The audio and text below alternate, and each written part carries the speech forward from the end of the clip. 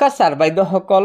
ৰাজ্যৰ শিক্ষক কৰ্মচাৰীসকলৰ দীৰ্ঘদিনীয়া সমস্যাসমূহ সমাধান নকৰাত ৰাজ্য চৰকাৰৰ বিৰুদ্ধে আন্দোলন কাৰ্যসূচী ঘোষণা কৰিছে সন্মিলিত শিক্ষক মঞ্চই। হয়, এয়া চাওক, চৰকাৰক এমাহ সময়। নিম্ন প্ৰাথমিক বিদ্যালয়ত প্ৰধান শিক্ষক নিযুক্তি নিদিয়াটো খুব প্ৰাপ্য আৰ্জিত ছুটি নাপালে ৰাজপথত নামিব শিক্ষক সমাজ। ৰাজ্যখনৰ প্ৰায় 2 লক্ষাধিক শিক্ষকৰ আৰ্জিত ছুটিৰ বিষয়টোৰ ক্ষেত্ৰত চৰকাৰে কোনো ধৰণৰ পদক্ষেপ নোলোৱাত শ্ৰেণীকোঠা এৰিবলৈ সাজু হৈছে শিক্ষক সমাজ। নৱেম্বৰ মাহটোৰ ভিতৰত পূৰ্বে লোৱা সিদ্ধান্ত আৰু উত্থাপন কৰি অহা বিষয়বোৰ সমাধান কৰিবলৈ সময়সীমা নিৰ্ধাৰণ কৰি দিলে সদৌ অসম সন্মিলিত শিক্ষক মঞ্চই। অন্যথা শ্ৰেণীকোঠা এৰি প্ৰতিবাদ জনোৱাৰ হুংকাৰ দিছে শিক্ষক সমাজে।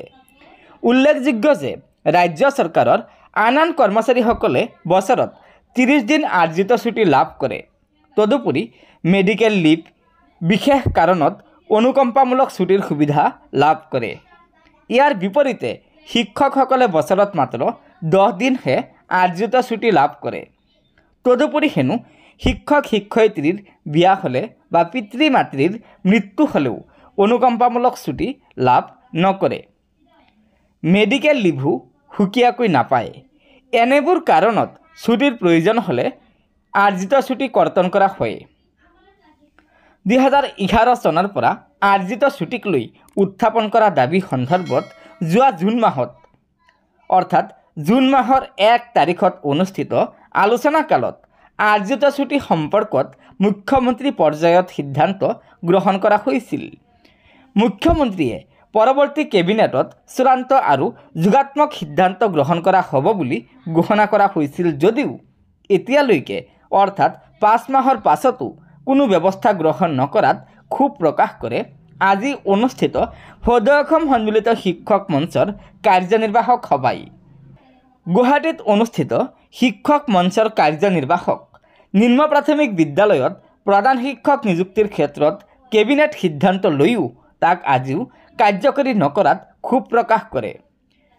লগতে শৈক্ষিক দিনপঞ্জীৰ বহিৰ্ভূত কামত শিক্ষক নিয়োজিত কৰাৰ ফলত বহু সময়ত পাঠদান ব্যাহত হোৱাৰ বিষয়সমূহ গুৰুত্বপূৰ্ণভাৱে আলোচনা কৰা হয়।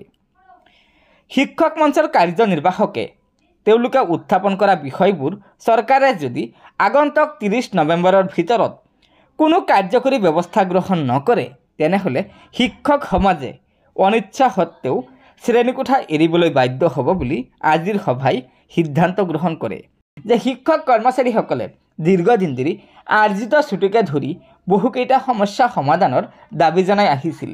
কিন্তু শিক্ষক কৰ্মচাৰীসকলৰ আৰ্জিত ছুটিয়েই হওক বা প্ৰাথমিক বিদ্যালয়ত প্ৰধান শিক্ষকৰ যি পদ সৃষ্টি কৰিব লাগে সেই বিষয়তো এতিয়ালৈকে ৰাজ্য চৰকাৰে কোনো সিদ্ধান্ত গ্ৰহণ কৰা নাই, যাৰ পৰিপ্ৰেক্ষিতত সন্মিলিত শিক্ষক মঞ্চই 30 নৱেম্বৰৰ ভিতৰত এই সমস্যাসমূহ সমাধান কৰাৰ বাবে অসম চৰকাৰক দাবী জনাইছে।